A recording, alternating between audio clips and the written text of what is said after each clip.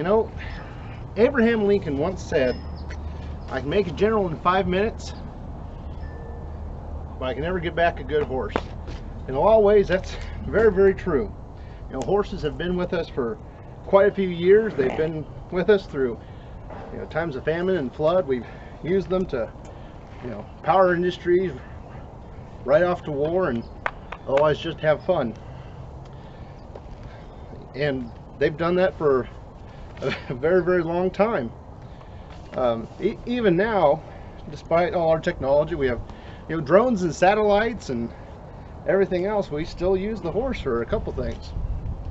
Not as many as we used to, but there are a few things that the horse does better than anything else.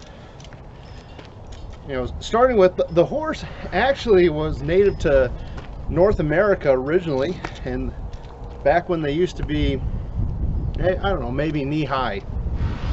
Obviously humans weren't around at that age, and they spread all across the globe.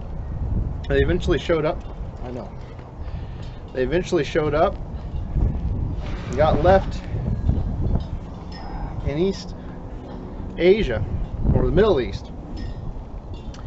And basically from that stock of horses, we actually pulled all the horses that we have today, and we have quite a few different breeds of horse. You can't. Now, what I have here is an Arabian who's a warm blood shedding. This is Axel, and he's one of our horses now.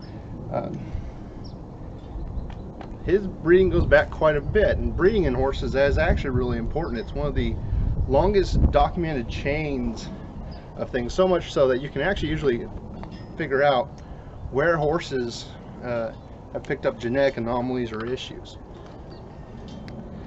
Now, that said, and we've traced that throughout history to the modern day. We can usually figure out if something went wrong in the genetics, where it went wrong in the genetics, which can be very, very interesting. And one of the reasons for that is because they have been so important for such a long time. We've used them in industry to power our machines.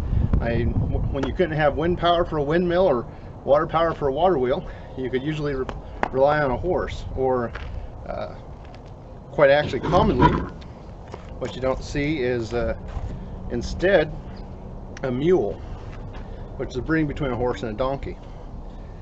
But horses were prized as quick, long-term mounts, and especially in warfare quite a bit, because they could go so far and so fast.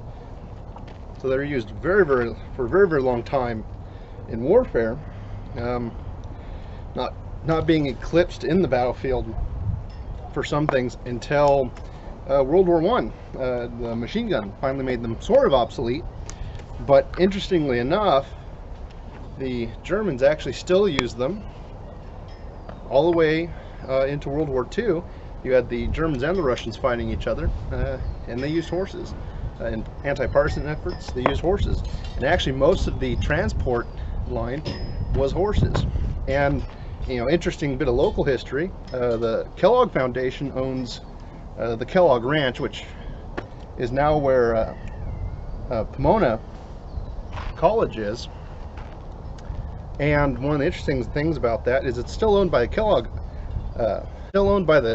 Kellogg Foundation, a charitable foundation.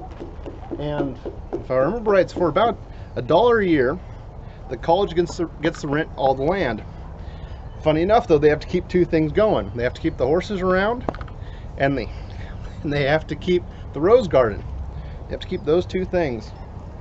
Funny enough, they almost actually lost the property because they absolutely forgot about it. And for a time, they almost got the school shut down and the land given back over to the Kellogg Foundation. Now, in the modern day, horses, we use them for a couple things. A lot of times it's pleasure riding, but they're also used to transport equipment. In other words, in areas that you can't otherwise get to. Certain badland areas you can get a horse into, you can't get a four-wheel. You can't necessarily get fixed wing or rotating wing aircraft. Horse is the only way. In fact, the U.S. just about got rid of they're four-legged units except for the dogs.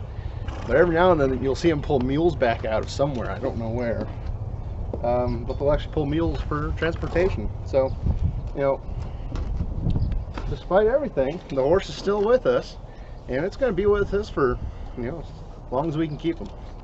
As long as we don't, the world doesn't turn into one huge city, we'll probably still have them around. Anyway, that's why the horses are such an important cultural footnote in all human society, really.